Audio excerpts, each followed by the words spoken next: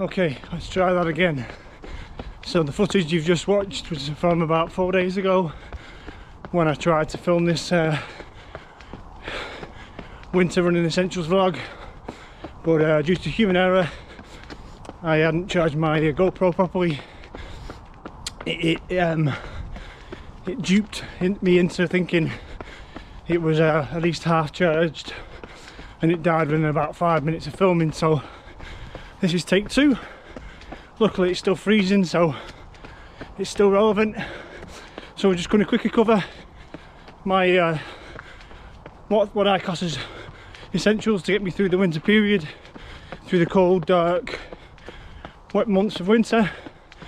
What I find helps make it more comfortable, more bearable and more enjoyable. So just a bit of a quick overview of what I use over the winter to help me get through my running. Hopefully you'll gain some information from it. Let's dive straight into it.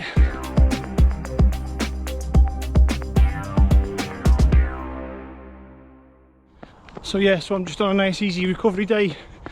Run today, probably a 10k or so. This should get me to 50k for the week. It's been a pretty good week of running again so far, so I'm just kind of ticking along until my half marathon block starts. I think it's a week or so. But yeah, so if you don't yet follow me on Strava, feel free to search for LARK Running UK. I'll pop up. I'm Adam. If I follow on with all my running or my training. And if you haven't yet subscribed, consider doing so. As I drop regular vlogs, you can follow along with training programs, hints and tip videos, review videos, race day stuff, so feel free to follow along. So yeah, so today just a bit of a fun overview in terms of winter running essentials, mainly aimed again at new runners who maybe haven't run through the winter periods yet. So in no particular order, hats and gloves. Again, when it goes below say 3 degrees C, I find that hats and gloves make things a bit more bearable, and again they're easily adjustable. If you get hot during the run, you can easily whip the hat off, take the gloves off, stick them in your pocket. I'm fairly tall, and I find my extremities, mainly my hands and my feet, often get cold, so I find it makes again running a bit more bearable. You don't want to be running with your hands going numb. That's not enjoyable at all, so that would put someone off potentially running next time. So, and then a hat, again research shows a warmer hat, research shows about a third of your body heat is lost through your head. So again, having a nice hat on keeps the heat in your head.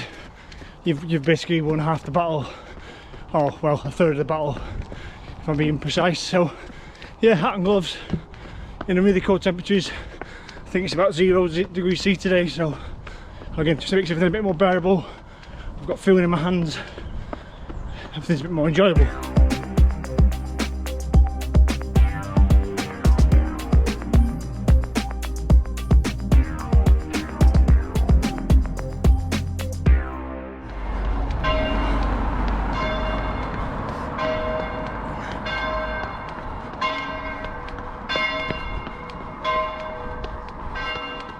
Okay, the next one, sticking with the theme of cold temperatures and extremities, is thick socks and choice of footwear. So thick socks obviously goes common sense. Most of these are common sense. I'm not reinventing the wheel here, but a slightly thicker sock keeps your feet a bit warmer. Again, stops them going a bit numb and unpleasant feeling, maybe even painful. Again, I'm quite tall. My feet feel like a long way away from my rest of my body and my heart, so where the hot blood's coming from. So by the time it gets down there, my feet often run cold. So slightly thicker socks makes things a lot more bearable again. And then choice of footwear, again they've got multiple choices here. So what I tend to do is wear shoes that run a bit warmer, the shoes that you know from summer make your feet get a bit hot, i.e. the breathability is not quite as good as maybe some other pairs you've got, so choose them. If you're road running like I am today, so today I've got the Adidas Duramos on. One, because I'm doing an easy recovery day and they're kind of one of the best shoes for that, but two, they do run a bit warm, so again it'll keep my feet a bit warmer, a bit more enjoyable for the run, just what I want. And the other option is, if it's been icy like it has been recently in the UK or wherever you are in the world, again you've got the option of a trail shoe. If you've got a trail shoe, you can maybe buy one. Trail shoes have better grip, slightly bigger lugs on the bottom, they're often better for snow or slightly icy conditions, or even better yet, if it's really icy and roads and pavements are a bit treacherous, then go off-road. Trails should be frozen over, get your trail shoes on, get out on the trails, a bit safer, a bit less chance of falling over. So yeah, 2 more tips there. And then the last one, sticking with the theme of temperature, because winter's often cold, is base layers or layers generally. So again, if you've got Under Armour or a base layer, whether it be leggings or a top, again, sometimes stick that on. If it's sub-zero, put your base layer on. Again, it keeps your core temperature at a decent level. If that's a decent level, then the rest of your body and your extremities, hands and feet, etc., what we've just been talking about, they should also be quite warm. So yeah, so layers. Today I haven't got any leggings or Under Armour on. I wore that yesterday when I did kind of a spontaneous park run yesterday. It was frozen yesterday, 0 degrees, so I wore it then. But yeah, layers generally, get a couple extra layers on. This is all subjective. I tend to run quite warm, so I don't need loads and loads of layers. I see people running with like hoodies on and like sweatpants, and I just can't get my head around that. Obviously they must run really cold. I get hot all the time no matter what I'm wearing generally, so it's just my hands and feet I struggle with. So yeah, subjectively, you know yourself best. Figure out what kind of layerage you need for the temperatures. Generally, I think the rule of thumb is 10 degrees over the stated 10 degrees over the stated temperature is what it will feel like once you start going. So if it's 0 degrees C, then by the time you get warmed up a couple K in,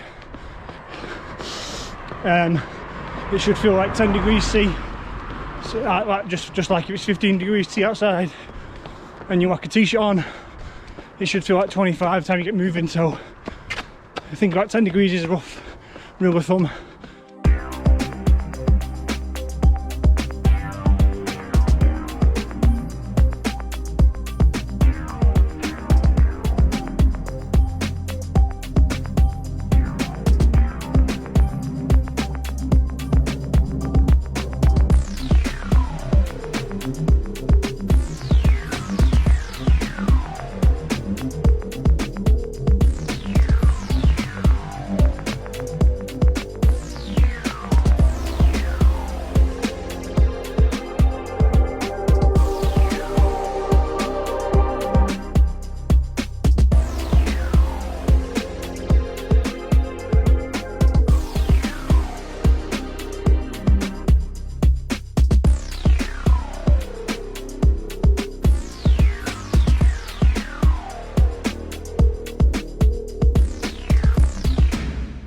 Okay guys, I've got 3 essential items left for my winter essentials. Next one is waterproofs. Yeah, waterproofs.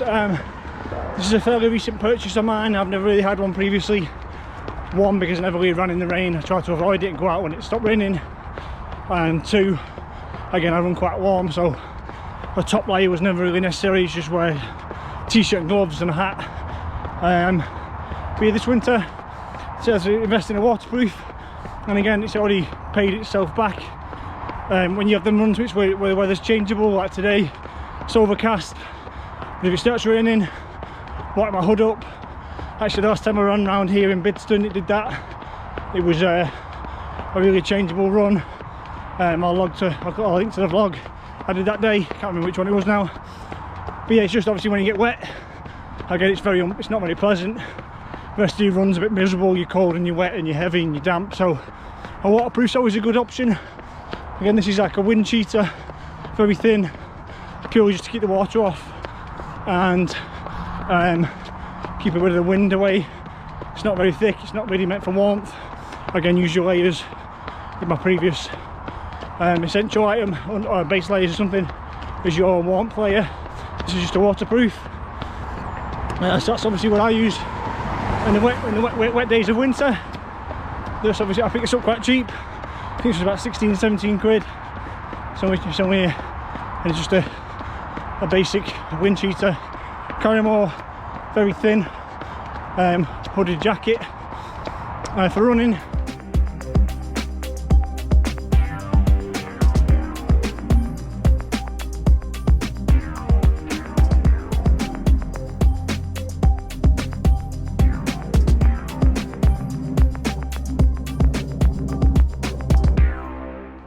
So 2 left, they've got many names. I call them a buff, a runner's buff, or it could be a gator, or a snud, or a snood, or whatever you want to call them. I call them a buff. Again, very versatile. So yeah, so a buff, it's very flexible. You can do lots of things with it, so you can wear it as a scarf or a neck gaiter like I've got now. If it's really cold, you can put it over your face like a balaclava. If you've not got your hat on and you want to cover your ears, try and do this one-handed and pull it up over the back of your head. You can take it off and have it as a sweatband on your wrist. You can tie it in multiple ways and use it as almost like a thin hat. I use it also in summer. If you soak it in water, wring it out a little bit, and again put it around your head or as a sweatband. That keeps your head cool in the summer. So it's extremely flexible, very versatile, and very usable in the winter. Again, easy to take off, shove it in your pocket if you get too hot. That's a neck gaiter, or a buff is what I call it. It's got many names. And the last one, I'm not wearing it today because I'm running in the daylight, but the last one, which is again one of my running winter essentials, is a head torch. So again, I invested in this last winter, last Christmas of 2021, knowing that I was doing marathon training. I was going to be running longer distances at all hours. So again, it's only useful really in the early mornings and the late nights in winter when obviously the sun hasn't come up. Maybe you haven't got time during the day if you're working, etc. like most of us are. Weekends are okay, but you need to get more runs in than just Saturdays and Sundays. So head torch, essential for them dark nights, them dark mornings when you got to get up and get out before work or late into the evening. Perfect for having it. You get a basic one, 500-600 lumens or higher is fine. Mine's on a pivot, so I can have it pivoted down towards the floor, so I can just see what's in front of my feet. I can see ahead enough just to see what's in front of my feet, so I'm not tripping over. So yeah, head torch is the final essential that I use in the winter. So that's mine. That's my list. 6, 7 or 8 maybe essential items that I use over the winter period. Drop in the comments if I've missed anything, any essential items that you utilise over the winter, dark winter wet months, that I've not included in this list. And yeah, that's it. Basically just a quick overview of what I'd use to help me get through the winter months, which can be the most challenging. They're generally the coldest, the wettest, the darkest with the least amount of daylight. So if you can get through these months, spring and summer rolls in, everything gets easier. And again, the work you do now in the winter makes all your running and racing in the spring and the summer that much easier or that much faster. So yeah, get the work in now, pound the miles, get them done, get them in the bank. Again, all these just the bits of items just make everything that bit more bearable. Like I've done a run today, it's going to be nearly 14k in 0 degrees, and I've been completely comfortable throughout. Nice easy pace, so I'm not running too fast, I'm not getting too hot. But yeah, as always, thank you for watching. If you're still watching now, or if you're to the end of the video, thank you very much, appreciate it. I'll see everyone on the next one.